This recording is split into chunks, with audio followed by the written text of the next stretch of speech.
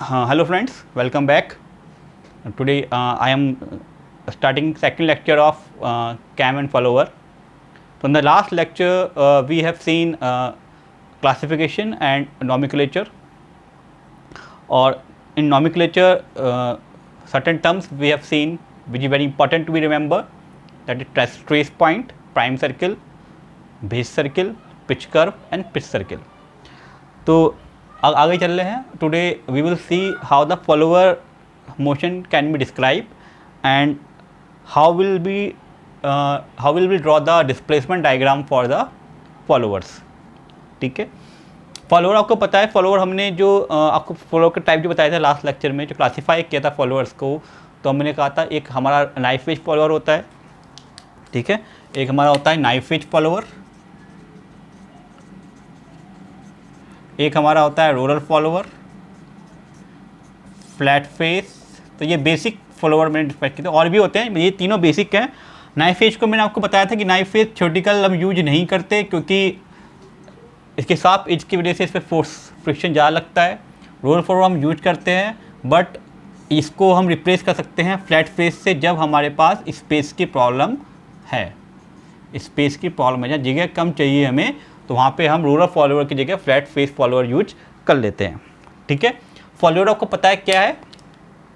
Follower cam follower कौन सा part है आपको बताया था. Follower is the output part, जहाँ पे आउटपुट मिल रहा है. ठीक है, तो फॉलोअर के बारे में बात ही करेंगे हम आज, और देखेंगे कि हम फॉलोअर के मोशन कैसे डिस्क्राइब कर सकते हैं. तो how will describe the, describe बोल दो या बेसिक बोल दो, डिस्क्रिप्शन ऑफ फॉलोअर मोशन को कैसे हम डिस्क्राइब करेंगे.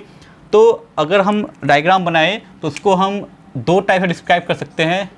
या तो हम ग्राफिकल मेथड से कर सकते हैं डिस्क्राइब, दो तरीके हैं, या ग्राफिकल तरीका है या एनालिटिकल है.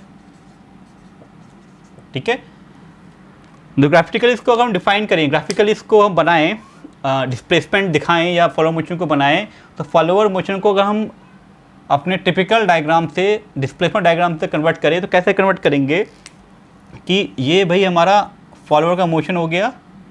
और क्योंकि जो हमारा कैम है, कैम कैसा होगा आपको पता है, कैम इस टाइप से होगा, और कैम का ये सर्किल जो होता है, जो कैम प्रोफाइल को टच करते हुआ जाता है और कैम के सेंटर से बनता है, उससे हमने बताया कौन सर्किल है, ये बेस सर्किल.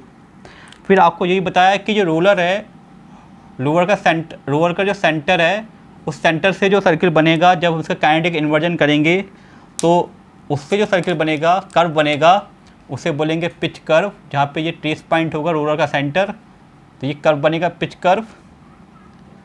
और पिच कर्व से जो सर्किल बनेगा, जो पिच कर्व को टच करता हो जाएगा पिच कर्व के सेंटर से, उसे बोलेंगे हम पिच सर्किल. तो ये सर्किल मेरा कौन सा हो गया, पिच सर्किल.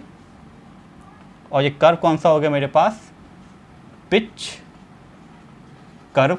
और ये मेरे पास कौन सर्किल है, तो ये मेरे पास कैम शाफ्ट है. ये मेरे पास कौन सर्किल है, बेस सर्किल. ये कौन सर्किल है, बेस सर्किल. ठीक है, और ये कैम को जब रोटेट करवाऊंगा एंगल थीटा पे, तो कैम पीरियडिकली रोटेट करेगा क्योंकि कैम का रोटेशन हो रहा है angle velocity omega into T से होगा. डिस्प्लेसमेंट कितना होगा, ओमेगा इंटू टी. रोटेट करेगा. तो इसको अगर हम डिस्प्लेसमेंट डायग्राम पर लेके आएँ, इसको कन्वर्ट करें डिस्प्लेसमेंट डायग्राम पे, तो कैसे डिस्प्लेसमेंट डायग्राम बनेगा वो हम बताना चाह रहे हैं, वही हमें सीखना है. तो इसको डिस्प्लेसमेंट डायग्राम बना रहे हैं, कैसे बनाएंगे.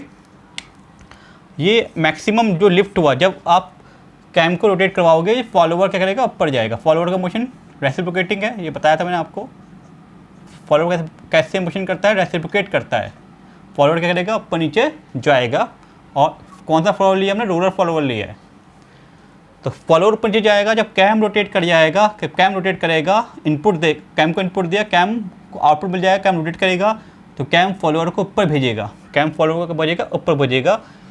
तो उसकी जो मिनिमम पोजीशन होगी, कहाँ पहले मिनिमम पोजीशन कहाँ, मतलब थीटा जब 0 है तो कहाँ पे कैम होगा, कहाँ पे फॉलोअर होगा. और मैक्सिमम पोजीशन जो होगी वो क्या होगी, इसकी राइज वाली प्रॉब्लम, जिसको मैंने कहा डिस्प्लेसमेंट वाई तक वो चला गया. ठीक है, तो जब थीटा 0 था, ये पोजीशन ये वाली हो गई. जब थीटा हमने कुछ दे दिया तो कैम फ्लो ऊपर बढ़ा, और ऊपर आने के बाद जब थोड़ी देर यहाँ, जब कैम वापस एक रोटेशन हो गया, पीरियडिक मोशन होगा, मानो 2 पाई तक हो रहा है, पीरियडिक मोशन पूरा 2 पाई तक होगा.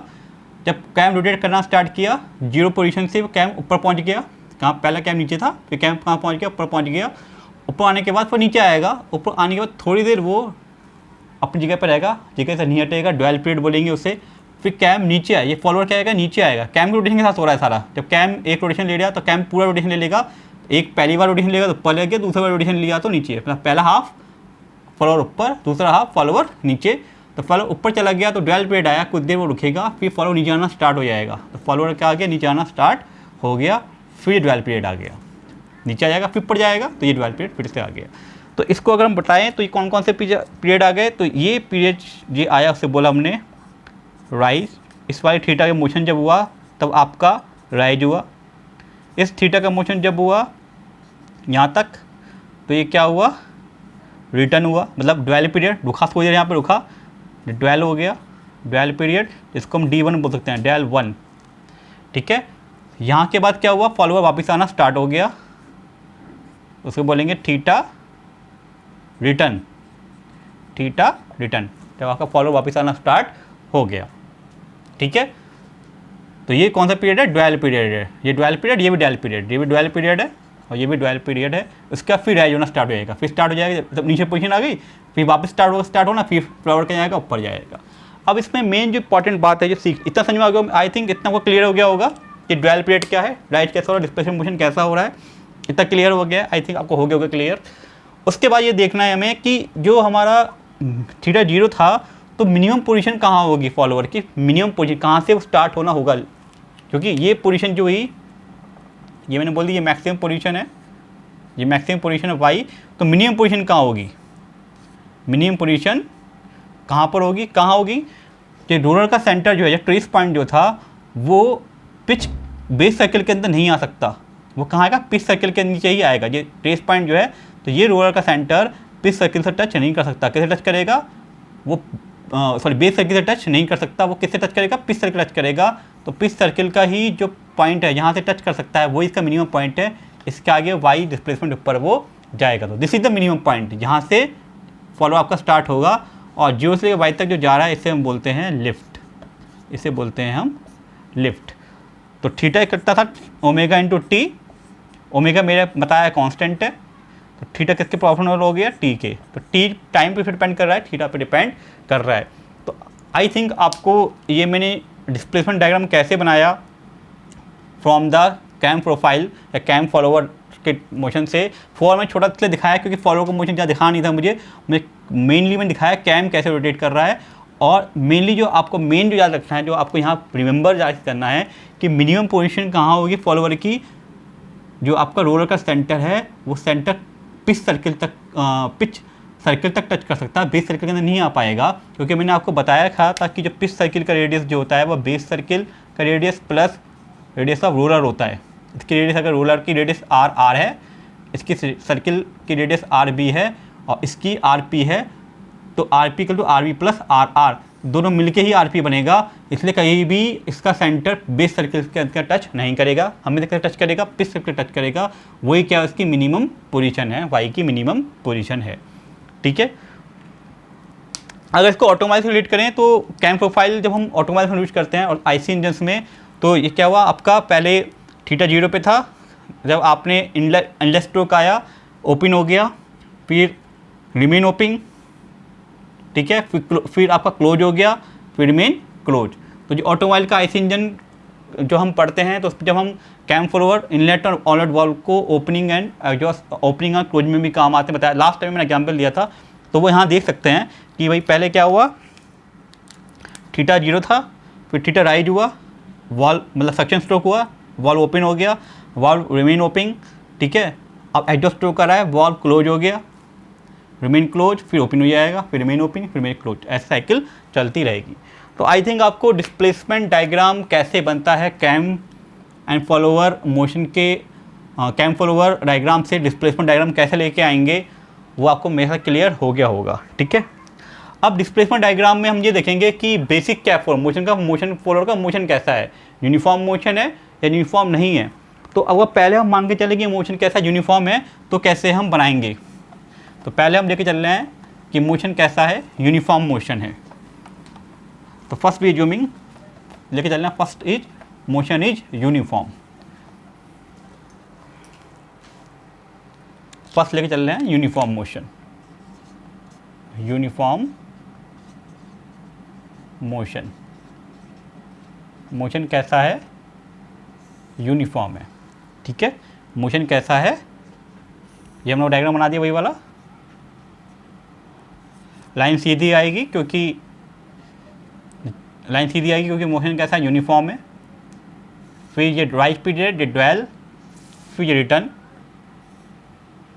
ठीक है, ऐसे करके ये फिर ड्वेल आ जाएगा। ठीक, तो इसको अगर हम बना दें तो ये मेरा क्या आ गया? थीटा राइज, थीटा ड्वेल और थीटा रिटर्न। ये डेल पीरियड, ये डेल 1 है, तो ये क्या हो जाएगा? 12 2 हो जाएगा। ठीक है, तो ये कितना y, ठीक है, लिफ्ट में बोला था L, तो मैक्सिमम कितना हो जाएगा? लिफ्ट मैंने बोला था L, तो मैक्सिमम कितना y तक, तो यहाँ y कितना हो जाएगा? L हो जाएगा। क्यों? क्योंकि जो हम देंगे y कितना होगा? L theta upon theta rise, theta upon theta rise. जब थीटा 0 है तो y 0 हो जाएगा, जब थीटा 0 है तो y 0 हो जाएगा, जब थीटा थीटा राइज के बराबर हो जाएगा। मतलब थीटा किसके रेंज में है? 0 से लेके थीटा राइज तक की रेंज में है।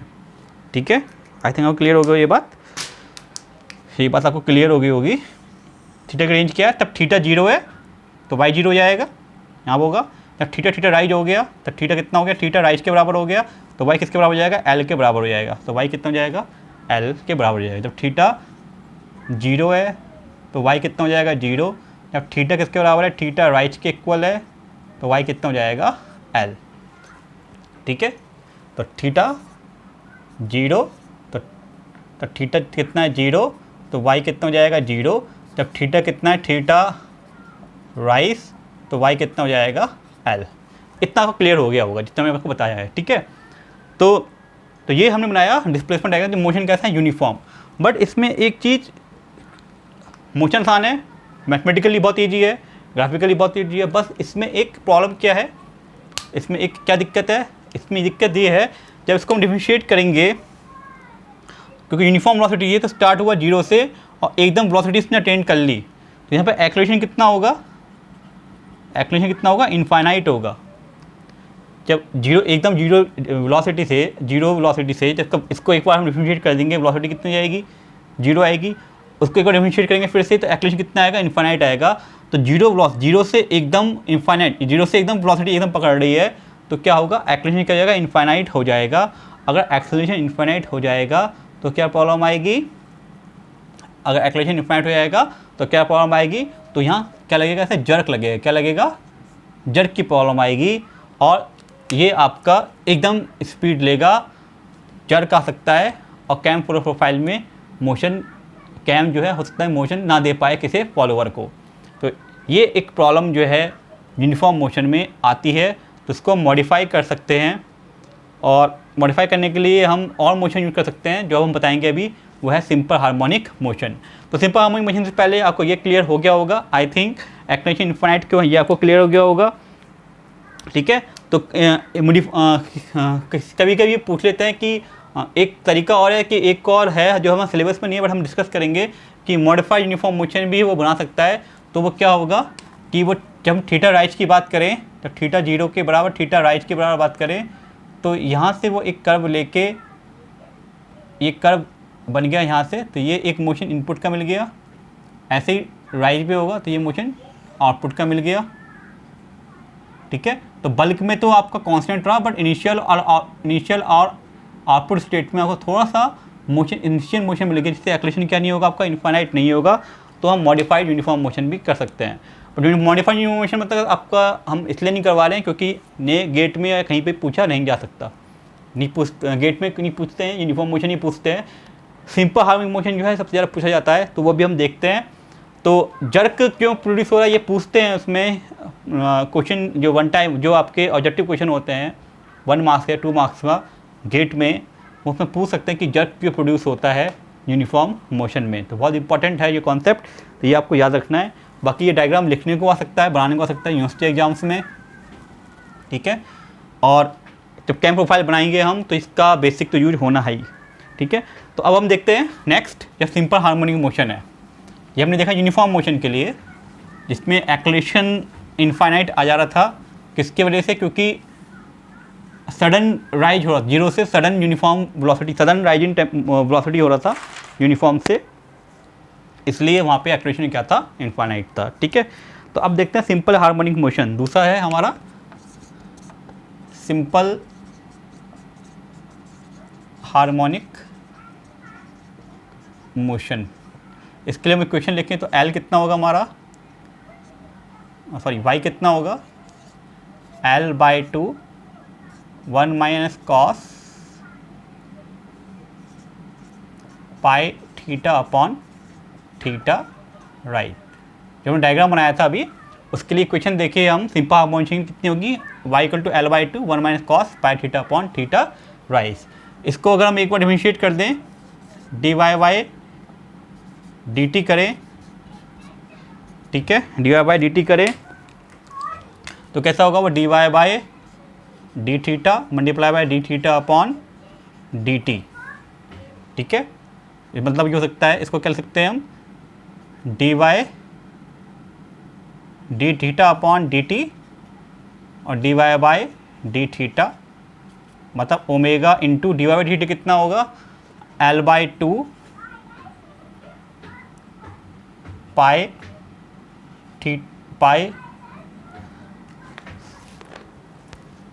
अपॉन थीटा राइस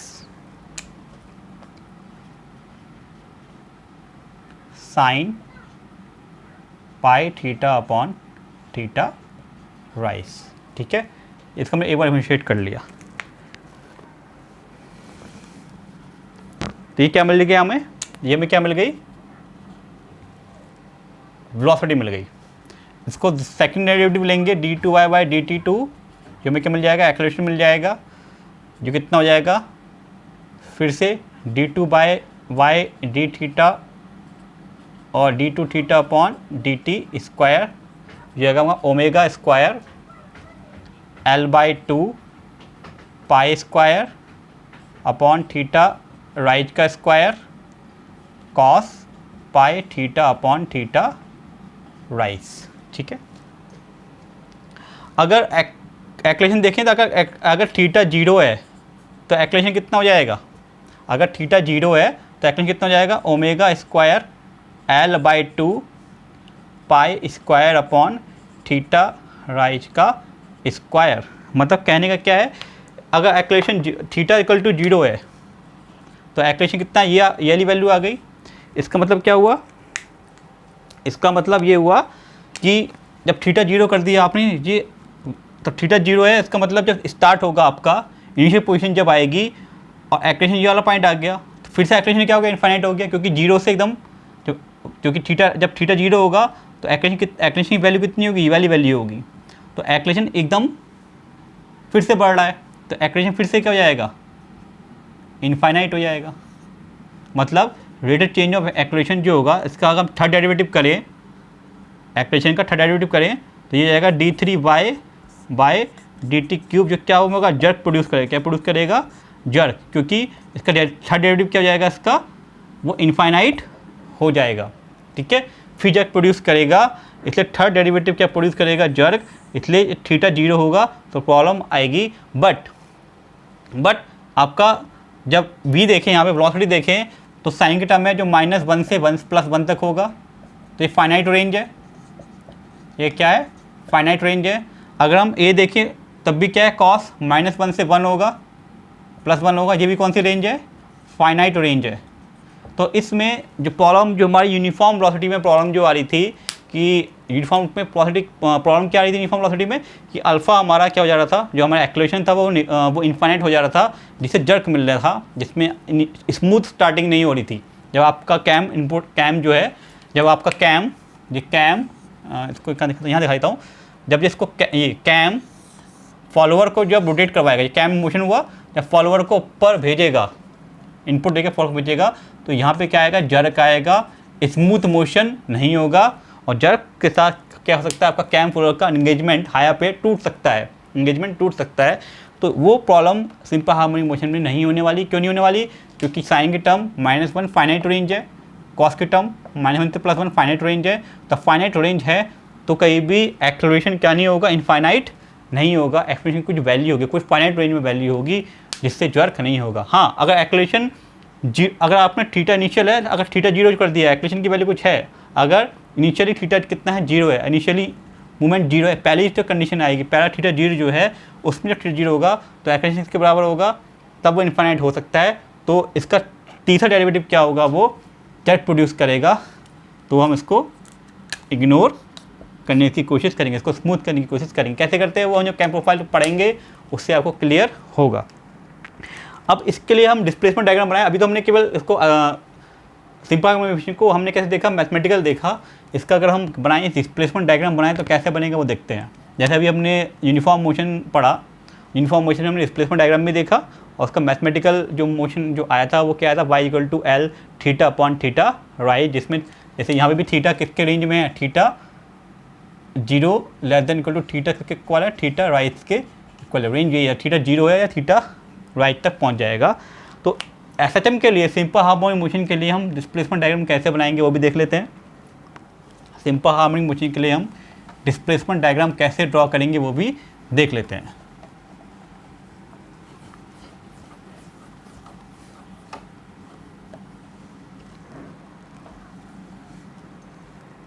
तो हम क्या करेंगे, जो हमारा पहला ये हमने मैक्सिमम y दिखा दिया, ये 2π तक हो गया हमारा, ठीक, ये y।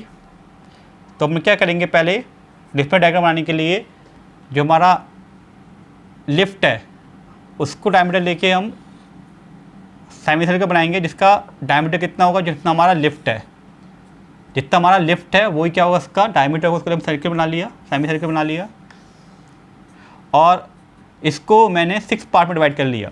आपको 6 से ज़्यादा पार्ट्स में डिवाइड कर सकते हो, जितना ज़्यादा पार्ट में डिवाइड करोगे उतना ज़्यादा आपका एक्यूरेट आएगा, उतना ज़्यादा आपका कर्व एक्यूरेट आएगा और स्मूथ आएगा। इसको मैंने 6 पार्ट डिवाइड कर लिया, तो ये आ गया 0 1 2 3 4 5 और ये 6, ठीक है। इसको मैंने 6 पार्ट में डिवाइड कर लिया, कर लेता हूँ डिवाइड इससे मैंने।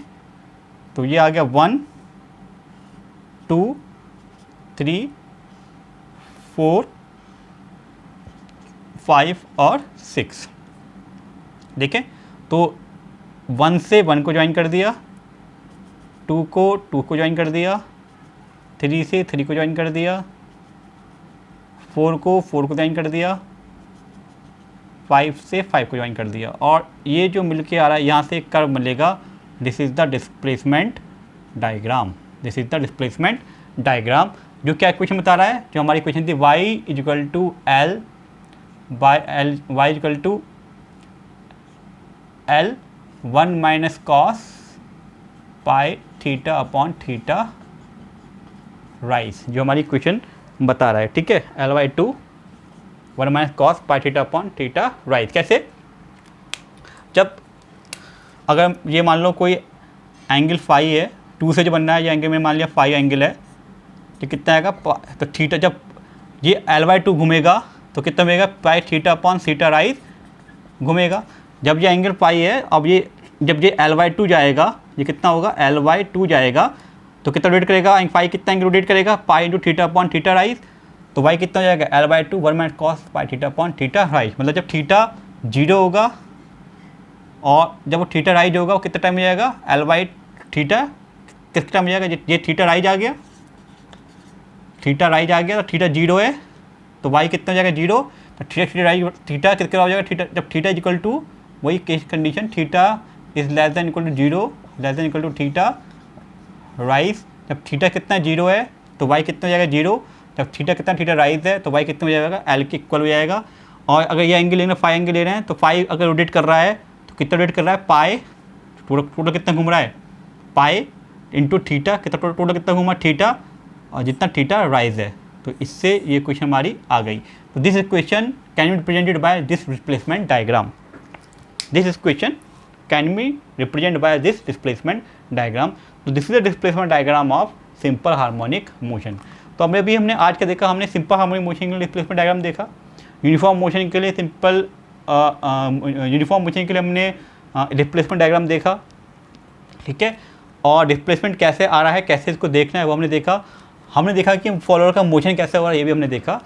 तो फॉलोअर मोशन में क्लियर हो जाता है तो हम कैम प्रोफाइल को बहुत इजीली ही ड्रॉ कर सकते हैं, क्योंकि आपको लास्ट के लेक्चर में मैंने आपको बताया था कि जो फॉलोअर का मोशन ही डिसाइड करेगा कि कैम की प्रोफाइल क्या होनी चाहिए। क्योंकि जो हमें फॉलोअर को जैसा मोशन मुझे चाहिए फॉलोअर का, जैसा मुझे आउटपुट फॉलोअर मोशन मतलब क्या है, फॉलोअर हमें आउटपुट दे रहा है, तो जैसा मुझे फॉलोअर पे आउटपुट चाहिए उसके according I have to draw the cam profile उसके अकॉर्डिंग ड्रॉ करनी है। तो this follower motion will decide the what should be the cam profile. तो कैम प्रोफाइल ड्रॉ करने के लिए फॉलोअर मोशन को अंडरस्टैंड करना बहुत ज़रूरी है। तो एक और एक मोशन है फॉलोअर मोशन जो पैराबोलिक है, वो हम नेक्स्ट लेक्चर में लेंगे। उसके बाद हम कैम प्रोफाइल को ड्रॉ करना सीखेंगे, और जो बहुत ही इंपॉर्टेंट होगा आपकी यूनिवर्सिटी एग्जाम के लिए कैम प्रोफाइल ड्रॉ करने को आती है। और उसमें कुछ कॉन्सेप्ट नहीं है, बट आपको ज्योमेट्रिकली प्रैक्टिस होनी चाहिए, कोई खतरनाक कॉन्सेप्ट नहीं है। बस कॉन्सेप्ट आपका जो है बस यही वाला है, जो मैंने आज जितना कॉन्सेप्ट मैंने आज बताया है वही कॉन्सेप्ट यूज होने वाला है कि कैंप और फॉलोअर के अरेंजमेंट को देख के हम डिस्प्लेसमेंट डायग्राम को कैसे ड्रॉ करें। अगर ये कॉन्सेप्ट क्लियर हो गया है तो कैंप प्रोफाइल बनाने में कोई प्रॉब्लम नहीं होनी है। Camp profile will be the very easy chapter of the whole theory of machine, ठीक है। बस आपको स्टेप ध्यान रखने हैं, कैंप प्रोफाइल को ड्रॉ करना है। तो नेक्स्ट लेक्चर में हम कैंप प्रोफाइल ड्रॉ करना सीखेंगे after seeing the parabolic motion, displacement diagram of parabolic motion. उसके बाद हम कैंप प्रोफाइल ड्रॉ करना सीखेंगे। Till then bye bye, take care and be happy.